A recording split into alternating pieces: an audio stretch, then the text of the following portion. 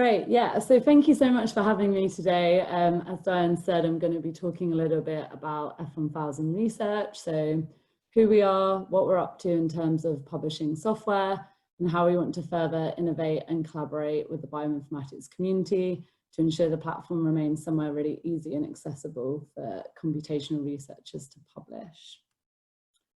So for those of you that don't know, we launched in 2013 as an open access publisher with a mission to really rethink the kind of scholarly communication system. So speed up the sharing of research, improve transparency, and reduce any kind of editorial barriers that can exist for people to publish. More recently, we've set up sister journals to F1000 research for funders, such as the Gates Foundation, the African Academy of Sciences, the Wellcome Trust. So basically a place where they use our publishing model and they can send their grantees to publish here. So somewhere open, quick, and somewhere that is cost effective. So really when we launched, we weren't associated with a big traditional publisher, and we kind of wanted to do things a bit differently. We were born open, and we wanted to tackle some of the problems that we felt existed in the traditional publishing process. So the first problem we wanted to tackle was speed. So as many of you know, it can often take kind of 6 months to a year to get something published. And during that time, it's stuck behind kind of editorial closed doors. So we were really inspired by the preprints. We wanted to publish pretty much immediately, which I'll go through the publishing process in a couple of slides, and then have our peer review process post-publication. So the idea behind this is kind of removing any of that delay, ensuring that when the work is published and it's useful to the community then, it's not outdated, and authors can really kind of share on their own terms. We also wanted to tackle what we saw as the overemphasis on traditional research articles. So we're not trying to get rid of traditional research articles, that's still the majority of what we publish. But we really wanted to be flexible in publishing different research outputs, particularly outputs that don't really kind of fit traditional research articles, or perhaps wouldn't be sufficient by themselves to be considered in the kind of traditional research article format. So some of the different types we do are method articles, systematic reviews, data notes, research notes, which are basically a kind of very condensed version of a traditional research article, the 1 or 2 figures, and then also our software tool article type, which I'll be going into more detail in a bit. But the idea behind this is really, as well as kind of being flexible, is reducing research waste. So allowing research outputs to be published that, again, don't fit that traditional research mold, and also crediting researchers as well. So we know not everything kind of researchers create, again, can kind of fit into that mold. So allowing different outputs to be published and to be credited accordingly for this. We also wanted to tackle what we saw as editorial bias in the system. So particularly kind of publication bias around negative results, replication studies, which we often know kind of traditional journals aren't always that interested in publishing. And really kind of ensuring what we publish is reproducible and also in line with the FAIR guidelines as well. So for us, this really means transparency throughout the process, which begins with our open data policies. So before the article is published, we ask authors to deposit their data in a suitable repository to ensure it's in line with FAIR, and also it's accessible alongside the article, so we can help the authors do that. And then we also carry this transparency throughout the process. So our peer review process is also open. So all the reviewer reports are open, and the reviewers' names and affiliations are always part of those open peer review reports as well. So really, I probably don't need to tell most of you this, but we've got a lot of challenges kind of facing researchers in the software community, and I kind of wanted to put this in to highlight the issues that people who develop code can experience in academia. This is all summed up much nicely than I'm going to do in a blog from the Software Sustainability Institute that I've linked to at the bottom there. And some of the issues, I mean, half the battle is actually getting a title that's inclusive of your role and therefore something ubiquitous that can be used in career paths and also guaranteed job security as well. So the Software Sustainability Institute settled on the term research software engineers, and they've kind of used this to build a community around this, which I think is really great, but there's still people often don't kind of see themselves in this role, or people prefer to refer to themselves as something else as well. So it's still a slight issue within the community. And as I'm quoting from the blog here, software is overlooked as merely an uninteresting means of achieving interesting research, which obviously leads to issues around recognition and credit. So if software is published as part of a traditional research article, it can often end up in the methods section or as a footnote, and it's not really easily findable for people who could actually use the software. And this goes for kind of credit as well. So obviously the research software engineer would often end up as a kind of middle author. And obviously there are kind of more software specific journals being set up, which is really great to see. And I think it's great for the community, but they're still kind of relatively young. And I think this kind of plays into how researchers are judged and awarded promotions and funding. So being judged for publishing traditional articles in high impact journals is clearly not the way forward. It's not the way forward for any researchers in general, but that's a different side of a story. So we still need to kind of look at how best to evaluate software engineers and incorporate that into academia as a whole.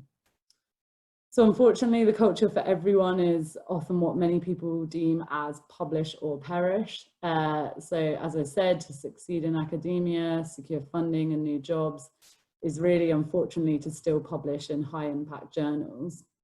So what F1000 Research recognises as part of our role is by publishing the software tool articles as a separate item, it allows research software engineers, bioinformaticians, etc., to get full credit for their work and have an index citable item, whilst trying to make it as easy as possible for computational researchers to publish with us. So we recognise this really seems like quite a small contribution, but really the system is still quite broken.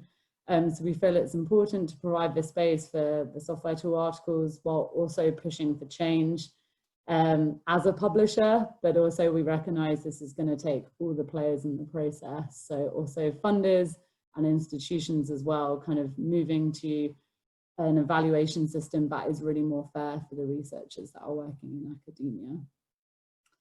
So our software tool articles, what do they look like? What are they like? So we describe them as an article type describing a tool developed for research. So this can be a novel tool or a tool created from existing software. So this could be a workflow, web app, package, pipeline, etc. We're really kind of broad on this. We ask articles to be written in an open access programming language. And we're mainly publishing tools in the life sciences, but are moving into the physical sciences a bit more as well. Some of the sections we might ask you to include, again, we're pretty flexible, but things like why you developed the software, details of the code, method, examples of data input sets, outputs, and tips on kind of how to maximize the tool's potential. So we've published over 300 software tool articles, and as I said, really a wide range of disciplines and languages as well. They're really fast through the peer review process, which I'm going to go into how that works in a second, but we're looking at really around 70 days from when we publish a software tool article to that being indexed in PubMed, Scopus, and all the kind of standard databases. And the fastest we had to pass peer review was 3 days, so really fast. And yeah, really we find the software tool articles are always well downloaded, viewed, and cited. So really great to have them on the platform, and it also shows it's a good venue for kind of increasing visibility and also getting those citations, which we know are key as well. So it is an article type we've had since we've launched. So we've developed a lot of features over the years to make submitting and publishing easier for computational authors. So you can submit in LaTeX via our Overleaf template. We have proper syntax highlighting for code. The versioning system, again, I'll talk about in a minute, but it means you can kind of update your software tool article as and when. And then on the right-hand side here at the top, you can see a CodeOcean capsule, which we can host these widgets within the article. So you can put all the code here, people can run reanalyses and kind of play around with it. So it's a great way of kind of having the code there accessible for anyone on the article rather than having to kind of download it, navigate dependencies and things like that. And also we can host interactive figures as well, which you can see at the bottom. So we can do this via Plotly, or we can also do this via an iframe for things like Shiny apps as well. But yeah, these always look really great, and we think they're a great way to kind of present your data and make it a bit more accessible for readers as well. Also welcome any ideas after the presentation of other things we could incorporate as well. We're really kind of keen to stay ahead of the curve and again, make it easy for computational researchers. We're also running a software tool campaign this year where we're kind of shining a spotlight on what we've already published. So keep an eye out for that. I've linked to it at the bottom. And we also have an Easter egg on there at the moment where you can kind of play around, and we've got a prize. So please do go have a play and try and find the egg. Cool. So now I just wanted to give you a little bit of an introduction on how the publishing process works, as this is quite different to traditional research journals. So what we'll do is one of those article types I described will be submitted to the platform, and then will be checked over by our editorial team. So they'll be doing the open data checks, as I mentioned, but also checking for plagiarism, the methods are adequately described, it's readable, etc. If a paper kind of passes all those editorial checks, then we can typically publish it within about 2 weeks. So at that point, it's an open access article on the platform, it's got a DOI, it's citable, but it's clearly labeled awaiting peer review. We then do this peer review process post-publication. So the idea behind this is that we ask authors to suggest reviewers, we check they're suitable to review the paper, there's no conflict of interest, etc. And then once that's all fine, we'll invite the reviewers on the author's behalf as normal. And then when the review reports come in, we'll give them a quick check over, and then we'll publish them pretty much immediately. So the review reports are there for anyone accessing the article, with the reviewer's name and their affiliation as well. We ask reviewers just to focus on the technical aspects of the work, not the kind of perceived novelty or significance. And what we also ask them to do is choose a status for the paper, which are those 3 symbols you can see in the top right. So the green tick is an approved status, so it means the paper is technically sound in all forms.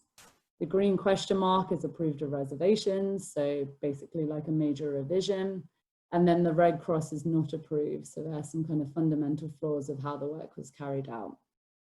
The paper needs to receive a certain number of approved statuses to be indexed in PubMed. If a paper doesn't initially receive the right amount of approved statuses, it remains on the platform, but the authors can revise the paper, publish a new version on top of the old version, and then if the referees feel it's sufficiently improved, update their status. So to illustrate that process a bit more, I've kind of taken a life cycle of a paper on the platform. So you can see here, this is a paper we've just published, which is awaiting that peer review process. So that's highlighted on the right-hand side. And then it's also highlighted in the square brackets behind the title as well. So this always forms part of the citation of the article. So if anyone cites the article at this stage, it will be clear that it's still waiting to undergo the peer review process. And then this is an article that has undergone the peer review process. So what you can see here are the reviewers' names on the right-hand side. You can see reviewer 1 chose to co-review with a colleague, which is something we always encourage. We think it's a great way to get kind of early career researchers involved in the process. They can review with their PI and also get credited as well. And you can see both reviewers here gave the paper an approved reservation status.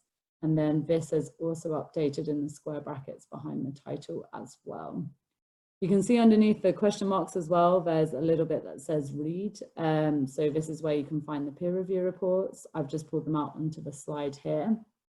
So you can see here, we've got the reviewer's name and their affiliation. Each review report also has its own DOI, it's citable, and has a view counter as well.